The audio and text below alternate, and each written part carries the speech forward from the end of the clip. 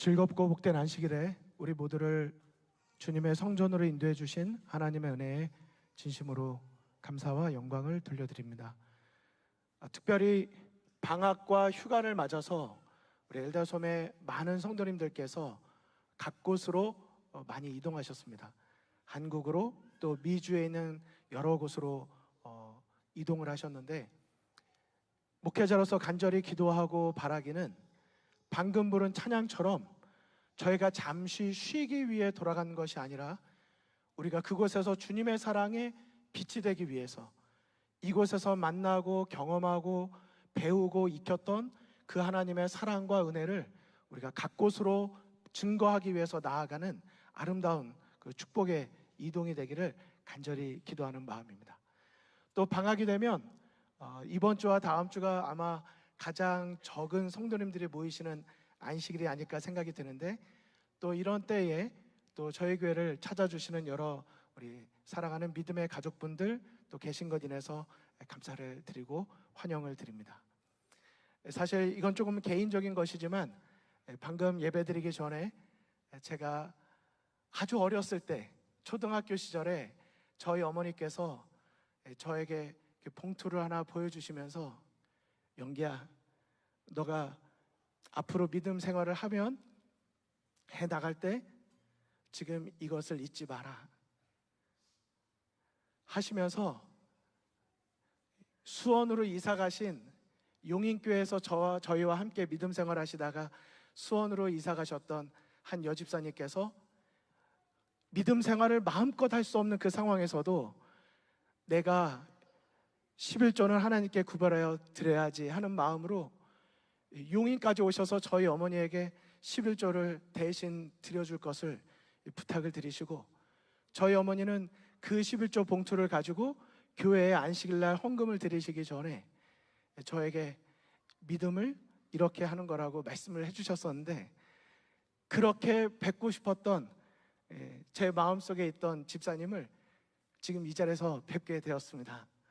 우리 박명자 집사님, 이곳에 오신 걸 진심으로 환영을 드립니다.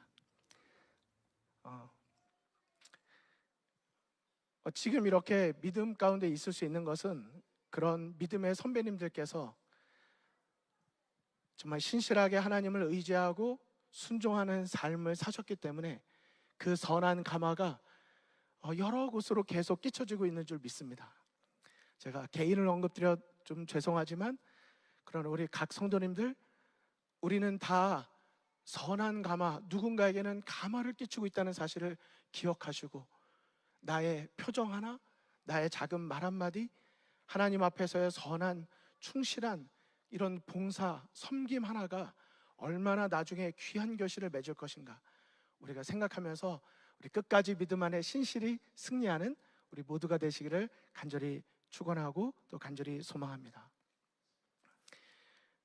제가 먼저 오늘 말씀을 시작하기에 앞서서 우리 성도님들께 공식적으로 요청 들어온 또 말씀을 좀 드리겠습니다. 우리 혹시 방송실에서는 파워포인트 1페이지를 좀 슬라이드를 클릭해 주시면 감사하겠습니다. 이미 잘 알고 계시는 우리 임지빈 장로님의 아내 되시는 김경자 집사님께서 얼마 전에 주님 안에서 잠드셨습니다. 우리 엘다솜 특별히 어린이부 엘키즈 어린이들을 위해서 종종 어린이 설교를 해주시고, 그리고 엘다솜이 처음 시작할 때부터 많이 응원해 주시고 기도해 주셨던 우리 임지빈 장로님 네 분이신데, 우리 임지빈 장로님께서 오늘 추모 예배가 저녁 7시 반에 있고, 화요일날 오전에 9시 반에 몬테시토 우리 묘원에서 우리 하관 예배가 있는데, 우리 엘다솜 성도님들께서도 우리 함께 해 주실 것을 요청하셨습니다. 그래서 우리 엘다솜 성도님들, 우리 어린이로부터 어르신에 이르기까지 오늘 저녁에 가능하시다면 함께 오셔서 위로해 주시고, 우리를 위해서 우리도 우리가 가지고 있는 재림의 부활의 소망을 함께 우리 나눠주시면 감사드리겠습니다.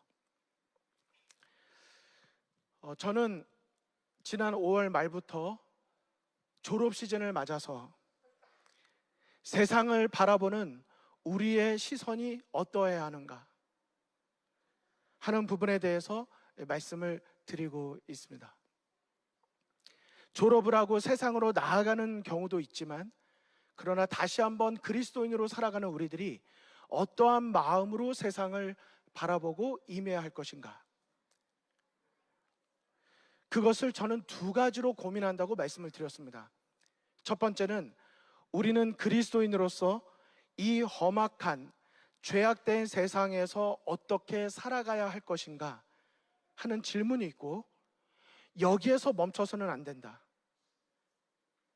여기에서 하나 더 나아간 질문이 있어야 하는데, 그것은 바로 우리는 그리스도인으로서 이 험악하고 죄악된 세상을 위하여 어떻게 살아가야 할 것인가 하는 것입니다.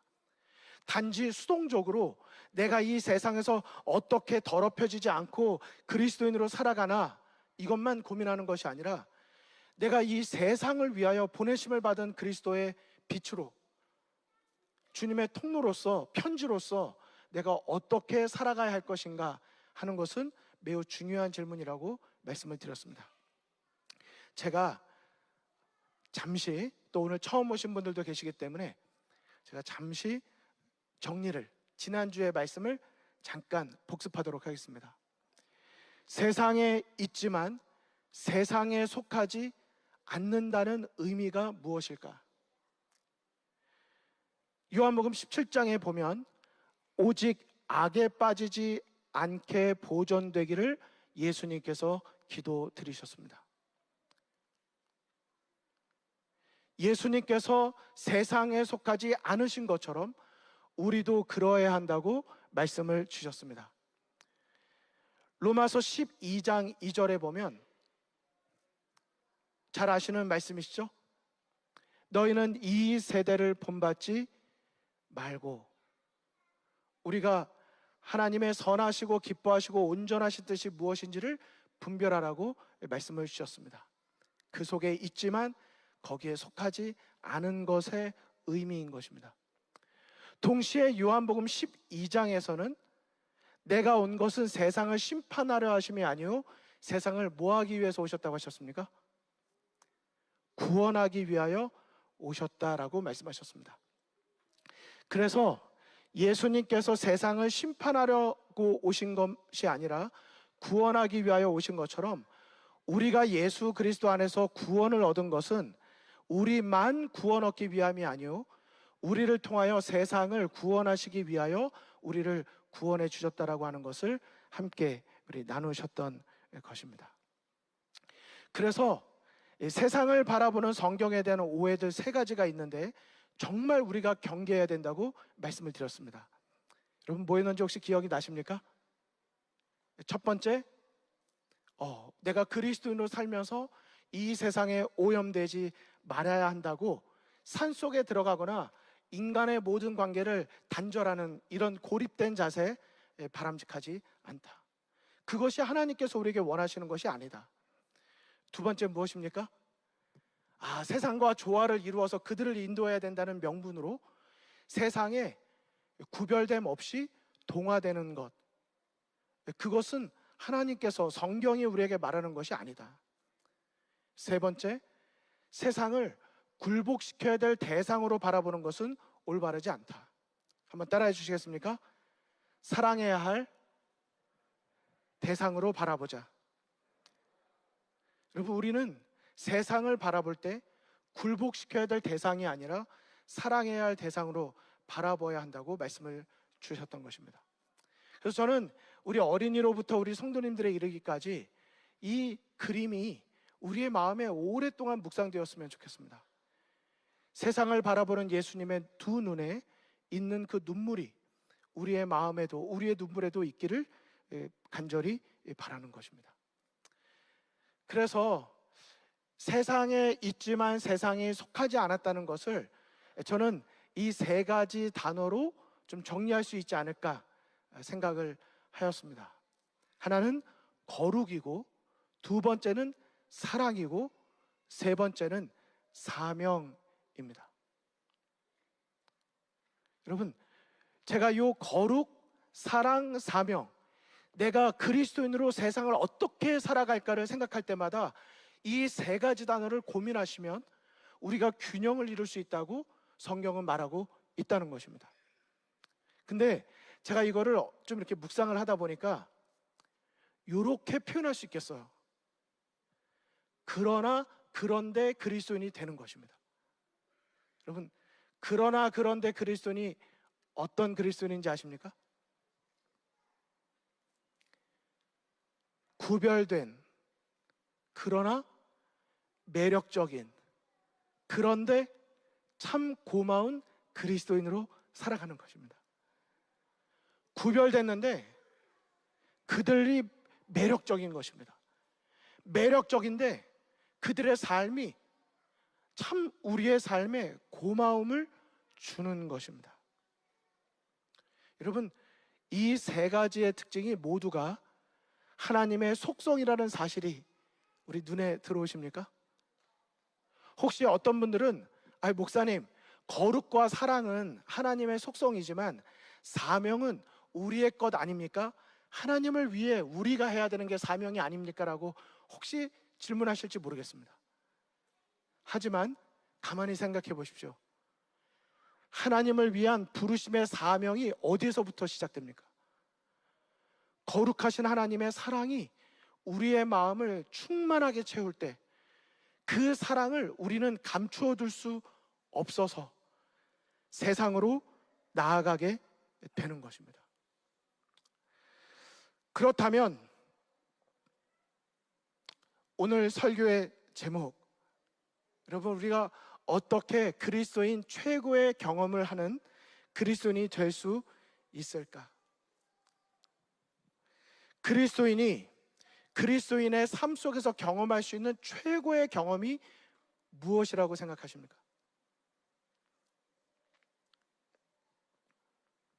여러분, 제가 설교 중에 이렇게 질문을 드려서 조금 반복되게 느껴지시겠지만, 그리스도인이 세상에서 어떻게 살아갈 것인가, 그리스도인이 세상을 위하여 어떻게 살아갈 것인가 하는 질문의 답이 바로 그리스도인의 최고의 경험이 무엇인가와 똑같습니다. 여러분, 한번 지금 잠깐만 생각해 주십시오. 그리스도인으로서 살아가는 우리가 추구하고 있는 최고의 경험이 무엇일까요? 여러분, 무엇을 향해서, 무엇을 위해서 그토록 열심히 신앙생활을 해나가고 계신가 하는 것입니다.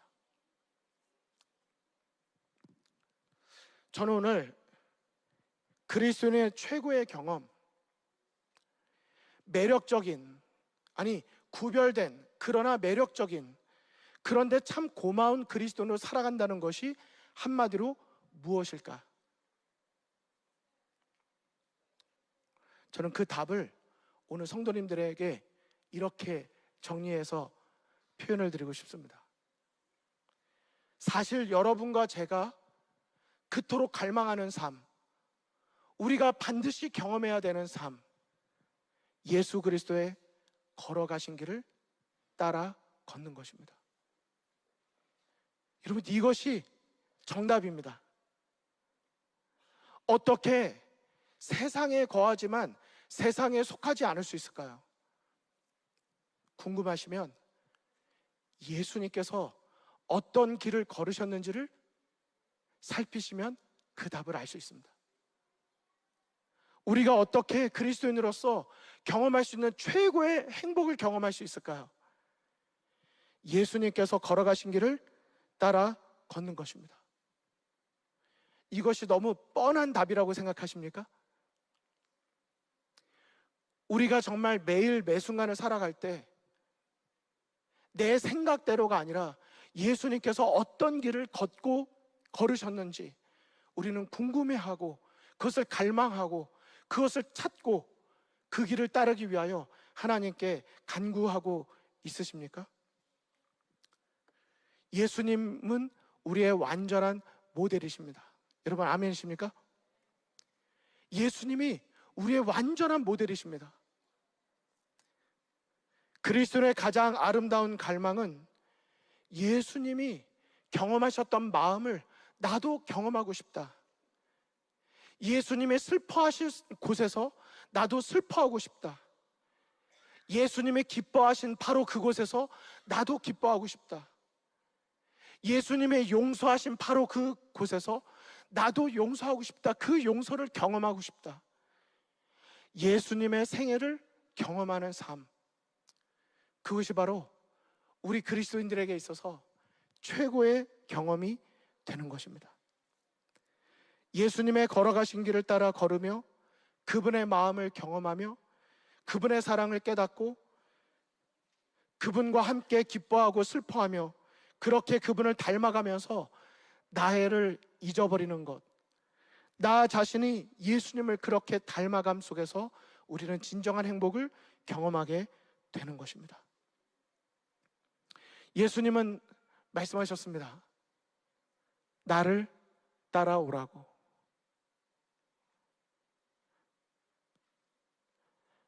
우리가 어쩌면 예수님을 따르는 그리스도인이 된다고 하면서도 내가 생각하고 내가 추구하는 삶을 먼저 앞세우지 않았는지, 그래서 우리는 어쩌면 그리스도인으로서의 최고의 행복과 감격을 누리지 못하고 살고 있지 않은지. 제가 얼마 전에 기도의 법칙이라는 글을 어떤 분에게서 받았습니다. 여러분, 기도의 법칙, 그러니까 목회자가 이제 그런 걸 보면 눈이 커지거든요. 뭘까? 기도의 법칙이 내가 알고 있는 기도의 법칙과 같은 걸까? 제가 궁금한 마음에 그것을 서둘러 이렇게 읽어보았습니다. 원래 메시지가 종일 너무 많이 오니까 그런 걸 오면 이렇게 잘 읽지 않는데, 제목 자체가 기도의 법칙 딱 나와 있으니까 굉장히 호기심이 생겼어요. 근데 거기에 이렇게 써 있었습니다. 한 자매가 열심히 작정 기도를 드리고 있었습니다. 여러분, 작정 기도가 뭔지 아세요? 작정 기도. 어린이는 모를 수 있습니다. 어르신들, 작정 기도가 뭡니까? 맨날 하나님이 도와주셔야 한다고 생각하고 기도드리면서도 기도드리다가 잊어버리고 기도를 안 해요. 뭔지 아십니까? 실제로 하나님이 도와주셔야 된다는 것을 자꾸 내 스스로가 잊어버리는 것입니다. 그래서 작정하고 응답해 주실 때까지 기도하는 것입니다. 하나님, 나 이것도 포기 안 합니다. 하나님이 응답하시든 내가 지든 둘 중에 하나입니다 하고 작정 기도를 드리는 거예요.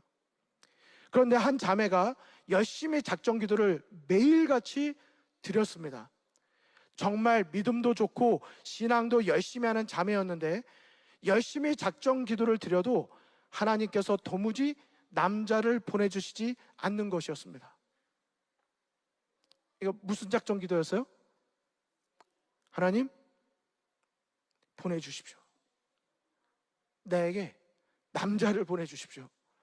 기도를 드리고 있었던 거예요. 그러나 어느 날 그 자매가 기도하는 것을 목사님이 보고 듣게 되었습니다. 목사님이 자매를 불러서 권면을 해 주었습니다. 자매님, 자매님의 기도는 열심인 건 좋지만 자매님의 기도는 너무 자기 자신만을 위한 기도입니다. 그래서 기도의 응답이 더뎌지는 것입니다. 자신만을 위해서 기도하기보다는 부모님이나 이웃을 위하여 기도를 드리는 것이 훨씬 더 성숙한 기도이고, 또 성숙한 기도일수록 기도의 응답이 훨씬 더 빠를 것입니다 라고 목사님이 권면해 주시고 그 자리를 떠났습니다. 그 말을 듣고 그 자매는 깨달음을 얻었습니다. 그리고 그 다음 날부터 기도의 내용이 완전히 바뀌었습니다. 여러분, 어떻게 바뀌었을까요? 이렇게 바뀌었답니다. 하나님, 저희 사랑하는 부모님에겐 정말 좋은 사위가 필요합니다. 하나님, 저의 이웃들에겐 정말 신실한 이웃이 필요합니다. 부디 저의 부모님과 이웃에게 근사하고 좋은 사위와 이웃을 속히 보내주시옵소서. 그 글은 이렇게 끝났습니다. 여러분, 이 모습이 여러분과 저의 모습은 아닙니까? 예수님 걸어가신 길을 나도 따라갈래요 하고 평생을 하나님께 드린다고 침례를 받고, 내가 하나님 없으면 살 수 없다고 그렇게 기도드리면서도 결국 그 모든 기도가 어쩌면 나만을 위한 기도이지는 않습니까? 다시 말씀드리지만 5월 달에 케냐 선교를 위해서 그 간증을 정광수 장로님께서 들려주실 때 그 장로님께서 이 한마디가 제 마음에 너무 와닿았습니다. 나는 지금까지 그리스도인으로 산다고 살아왔지만 지금 7, 80세가 되도록 사실은 나만을 위해 살아왔습니다. 이제서야 나와 아무 상관이 없는, 나와 아무 이해관계가 없는 그 누군가를 위해서 살아가는 것을 알게 되었습니다. 이제 나는 그리스도인으로 살아가기 시작했습니다. 사랑하는 성도 여러분, 여러분과 제가 경험할 수 있는 그리스도인의 최고의 경험, 구별됐는데 그러나 매력적인, 그런데 참 고마운 그리스도인의 삶, 세상에 거하는데 세상에는 속하지 않은 그리스도인의 삶, 예수님을 따라가는 삶, 어떤 삶일까요? 요한계시록 14장에 보면 구원받은 14만 4천인의 모습이 나오는데 그들의 특징이 한마디로 이렇게 정리되어 있습니다. 어린 양이 어디로 인도하시든지 따라가는 자입니다. 여러분, 예수님께서 어린 양이십니다. 어린 양 되신 예수님께서 여러분과 저를 따라오라고 말씀하시면서 가신 길이 어떤 길이실까요? 에베소서 5장 2절에 저는 그 답이 있다고 믿습니다. 여러분 같이 한번 읽어주시겠습니까? 시작.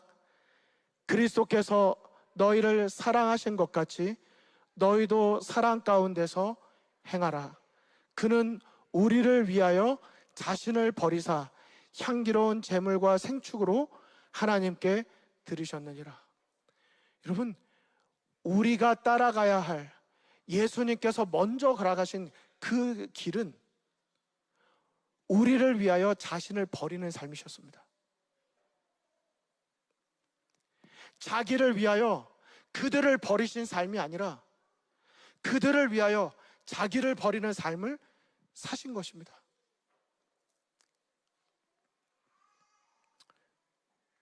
예수님의 생에 두 가지 특징이 있습니다. 언제나 예수님은 상대방의 입장에서 생각하는 마음, 동정하는 마음을 가지셨고, 두 번째는 영혼을 구원하기 위해 자신을 희생하는 사랑을 실천하셨습니다.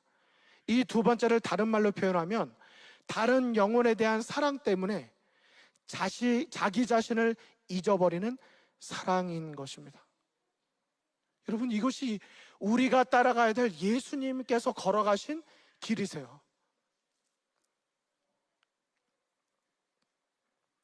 빌립보서 2장 5절에 보면 너희는 너희 마음에 이 마음을 품으라 곧 그리스도 예수의 마음이라고 말했는데, 그 예수님의 마음이 바로 자기 자신을 포기하고 그들의 입장에서 그들의 구원과 그들의 행복을 위하여 죽기까지 복종하신 삶이 십자가의 삶이었다고 말하고 있습니다. 여러분, 그런데 빌립보서 2장 5절로 8절에 이어지는 또 다른 곳에서 사도 바울의 설명이 무엇인지 아십니까? 십자가의 길이 어떤 삶인가? 고린도서 5장 15절입니다. 그리스도께서 이렇게 죽으신 것은 사람들이 이제는 자기 자신을 위하여 살지 않고 자기들을 위해 죽으셨다가 다시 살아나신 분을 위하여 살게 하시려는 것이었습니다. 여러분, 아멘이시지 않습니까? 예수님께서 왜 십자가에 돌아가셨다고요? 예수님께서 왜 여러분과 저를 구원해 주셨다고요? 이제는 위하여 죽으신 그들이 나는 구원받았다고 끝까지 이 구원을 지키겠다고 자기 자신을 위하여 사는 것이 아니라, 이제는 자기 자신을 위하여 살지 않고, 영어에 뭐라고 되어 있습니까? No longer live. No longer. 더 이상은 그렇게 살지 않는 것입니다. 여러분, 결국 여러분과 제가 어떻게 살아야 하는지 아주 분명하게 말씀해 주신 것입니다.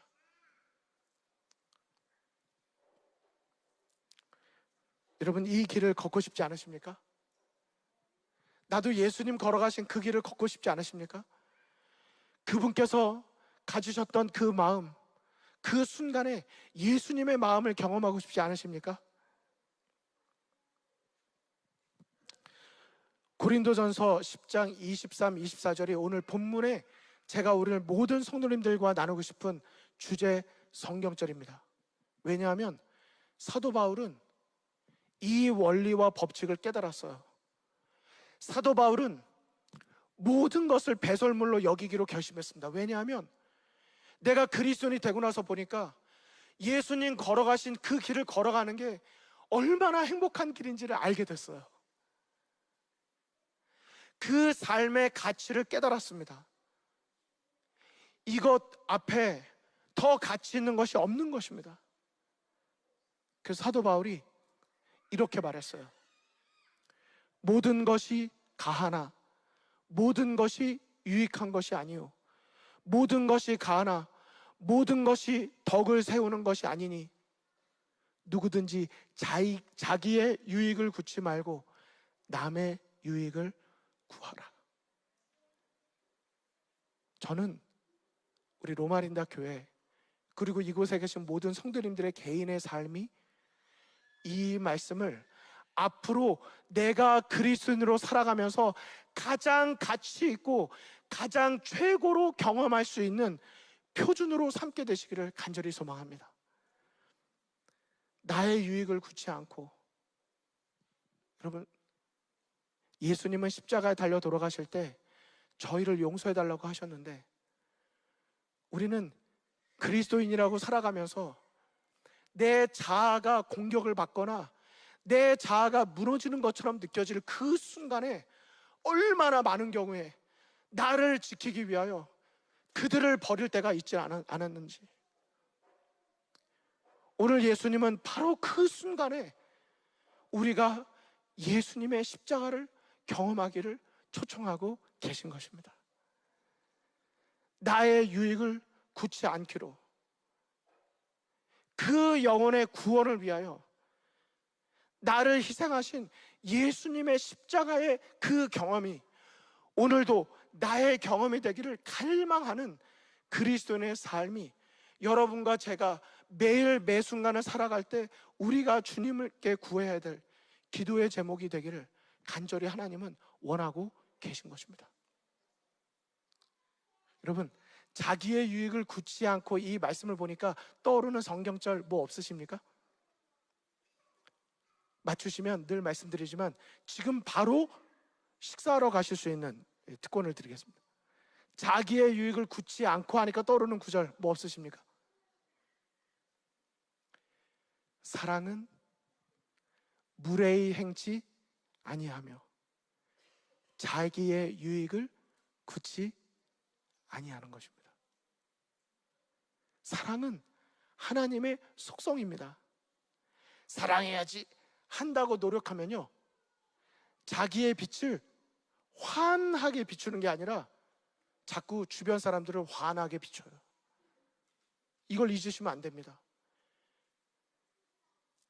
우리가 자기의 유익을 굳지 않는다, 이것은 하나님을 내 마음에 모시고 내가 그분의 말씀 안에 거할 때 그분의 성령께서 내 안에서 자연스럽게 맺는 열매인 것입니다. 그러나 이 열매를 경험하기 위하여, 성령의 열매를 경험하기 위하여 저와 여러분이 해야 될 필수가 있는데, 노력해야 될 부분이 있는데, 그것을 위해서 우리는 날마다 순간마다 이것을 우리의 최고의 그리스도의 경험으로 바라보고 마음 문을 예수님께 열어드려야 하는 것입니다. 우리가 열어드리는 일 없이 그분께서 우리 안에 그 일을 경험하도록 역사하실 수가 없는 것입니다. 퀴즈 드리겠습니다. 여기 성경절에 사랑은 자기의 유익을 구치 않고라고 하면 끝나는 문제를 왜 중간에 무례히 행치 아니하고라고 넣었을까요? 혹시 한번 생각해 보신 분 계십니까? 무례히 행치 않는다는 말은 예절이 없다는 겁니다. 여기 영어로 돼 있죠? Not rude. 뭘까요? 여러분, 예절은요, 그리스도인의 예절은 남을 생각해주는 마음에서 시작됩니다. 예수님께서 우리 안에 거하시면 나 중심으로 문제를 바라보는 것이 아니라 그의 입장에서 생각하는 마음이 생기는 것입니다. 이 교회 증언 4권에도 기록되어 있지만 예수님께서는 결코 냉담하거나 접근할 수 없는 분이 아니셨는데 예수님은 진정한 예절의 모본이 되셨습니다. 예의도 성령의 역사의 은사 중에 하나이고 모든 사람들이 개발해야 될 것인데, 여기 노란색 글씨 같이 한번 읽어주시겠습니까? 시작. 그리스도를 따른다고 공언하면서 동시에 거칠고 불친절하고 무례한 사람들은 예수를 배우지 못한 것이다. 그들의 성실성에는 의심할 바가 없고 정직한 면에는 의문이 없을지 모르나 성실과 정직이 친절과 예의의 결핍을 보상하지는 못할 것이다. 교회에서 능력도 많고 봉사도 열심히 하고 옳은 말 잘하고 다 좋아도 그의 삶 속에서 상대방을 배려하는 친절과 따뜻함과 예의 바른 그의 입장에서 생각해주는 그것이 없을 때는 온전히 그리스도의 빛을 비출 수 없다고 말씀하고 계신 것입니다. 그래서 교회 증언에는 이렇게 말씀하십니다. 우리의 행복이 무슨 행복입니까? 그리스도인으로서 경험할 수 있는, 예수님을 따라가는 자에게 얻을 수 있는 최고의 행복은 사랑과 동정과 상호 간의 진정한 예절을 개발하는 데 달려 있다고 말씀하신 것입니다. 내가 모든 사람에게 자유하였으나 스스로 모든 사람에게 종이 된 것은 더 많은 사람을 얻고자 함이라. 여러분, 아멘이십니까? 사도 바울의 신앙의 최고의 절정이 이것입니다. 저는 고등학교 2학년 때 목회자가 되기로 결심했을 때 저의 결심을 일으켰던 성경절이 고린도전서 9장과 10장이었습니다. 사도 바울의 신앙이 얼마나 멋있는지요. 모든 것이 가하고 내가 모든 것의 자유자가 되었지만 나는 이제 모든 사람의 종이 되기로 결심한다.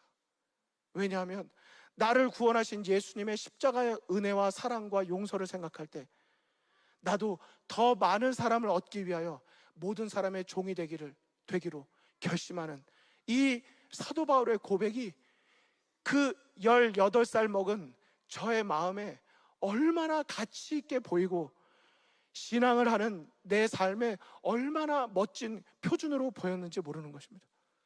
저는 오늘 저를 감동시켰던 이 말씀이 우리 성도님들의 마음을 감동시키고 함께 은혜 나누게 되시기를 간절히 바랍니다. 스스로 모든 사람에게 종이 되기로 결심한 것이 예수님의 십자가의 정신이고 더 많은 사람을 얻기 위하여 나를 십자가에 못 박기로 하나님께 기도드리는 그 울부짖는 마음이